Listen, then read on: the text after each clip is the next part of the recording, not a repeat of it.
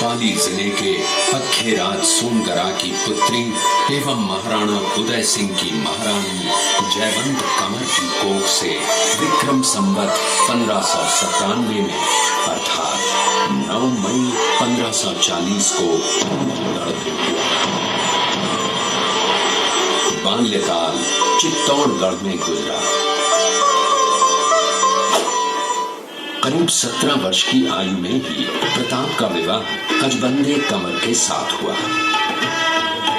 सन 1567 में अकबर ने जब चित्तौड़गढ़ पर आक्रमण किया तो मेवाड़ के प्रमुख सरदारों और सेना नायकों के आग्रह पर महाराणा उदय सिंह ने चित्तौड़गढ़ छोड़ दिया।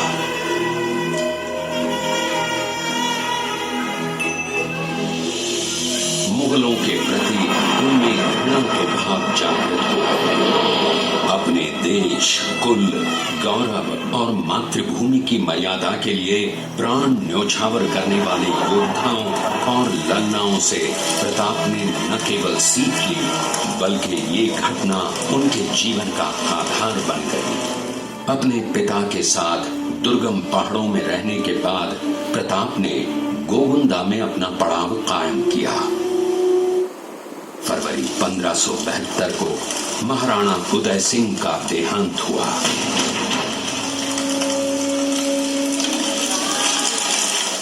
प्रताप की ज्येष्ठता और योग्यता को ध्यान में रखते हुए सरदारों ने उनको राजगद्दी पर आसीन किया।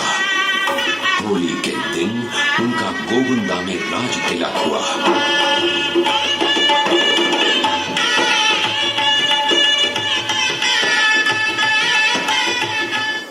उस समय तक लगभग सभी राजाओं ने अकबर की अधीनता स्वीकार कर ली थी। एकमात्र महाराणा प्रताप ने अपना मस्तक अकबर के आगे नहीं झुकाया। अपनी स्वाधीनता और सार्वभौमिकता के अधिकार को सर्वोपरि माना। अपने दृढ़ निश्चय का परिणाम प्रताप अच्छी तरह जानते थे। प्रताप मुगलों से लोहा लेने की तैयारी में जी जान से जुट गए। 18 जून 1576 की सुबह हल्दी घाटी और खमनोर के मध्य एक मैदान में ऐतिहासिक युद्ध हुआ जो बाद में रक्त तलाई के नाम से जाना गया। महाराणा प्रताप की सेना गोगुंदा से हल्दी घाटी पहुंची, जबकि सेनापति मानसिंह के नेतृत्व में मुगल सेना ने हल्दी घाटी के ठीक नीचे मैदान में अपना मोर्चा जमाया। मुगल सेना के हरावल दस्ते द्वारा घाटी में घुसपैठ करने के प्रयास की प्रतिक्रिया स्वरूप महाराणा प्रताप की सेना मुगलों पर टूट पड़ी। प्रताप के हरावल सैन्य दलों का नेतृत्व पठान हाकिम हासूर कर रहे थे। भीलू राणा, जो राणा पूंजा के नाम से भी जाने जाते हैं, उनके नेतृत्व में भील आदिवासियों ने गोरिल्ला पद्धति से युद्ध करते हुए मुगलों के छक्के छुड़ा दिए। देखते ही देखते शाही सेना में खलबली मच गई। रक्त तलाई घोड़ों की टापों, हाथियों की चंगारों और तलवारों की झंकारों से गूंज उठी। चारों तरफ हाहाकार मच गया।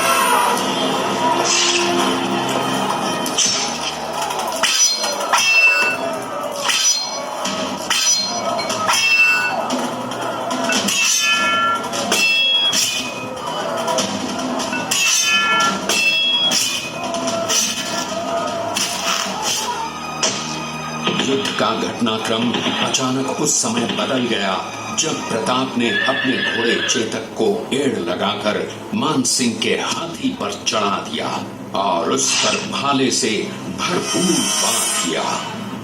मानसिंह हौदे में दुबक गया। हाथी से उतरते समय चेतक की एक टांग कट गई। इस स्थिति को भांपकर महाराणा प्रताप के हमशक्ल सेनापति झालामान ने महाराणा प्रताप से आज्ञा लेकर उनका राजमुकुट धारण किया। मुगल सेना झालामान को महाराणा प्रताप समझकर उन पर टूट पड़ी और झालामान शहीद हो गए। उधर चेतक ने अपने स्वामी को 5 किलोमीटर तक 3 टांगों पर ही लेकर एक बरसाती नाले को पार किया। उसके पश्चात उसके प्राण पखेरु उड़ गए।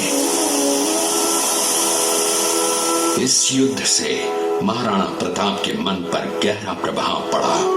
परिणाम स्वरूप उन्होंने मुगलों पर विजय प्राप्त करने तक राजसी ठाट बाट छोड़ने और पत्तों पर भोजन करने का प्रण लिया, जिसे उन्होंने जीवन भर निभाया। महाराणा प्रताप ने अपना सैन्य बल बढ़ाकर सर्वप्रथम अरावली पर्वत की घाटियों में बसे दिवेर पर चढ़ाई कर विजय प्राप्त की।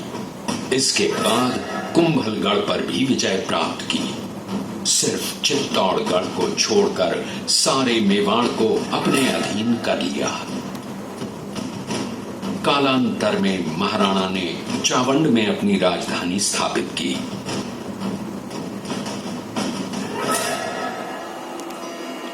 19 जनवरी 1597 को राणा प्रताप ने मात्र 57 वर्ष की आयु में इस संसार से प्रयाण किया।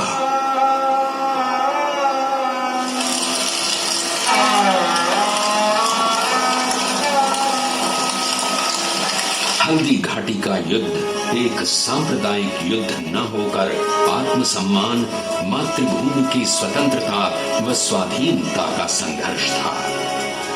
इसका प्रमाण ये है कि जहां पर अकबर की सेना के सेनापति जयपुर के राजा मानसिंह थे, वहीं पर महाराणा प्रताप की सेना के सेनापति काबुल के हाकिम खां सूर थे। महाराणा प्रताप स्वतंत्रता की वेदी पर एक ऐसा अंगारा था जो आत्मसम्मान व देश गौरव के लिए दिन रात जलता रहा, धधकता रहा और अंत में बुझकर भी उसने देश में ऐसा लौह भर दिया जिसकी प्रखर किरणों ने भारत माता को गुलामी की जंजीरों से मुक्त कराने के लिए सदा प्रेरित किया।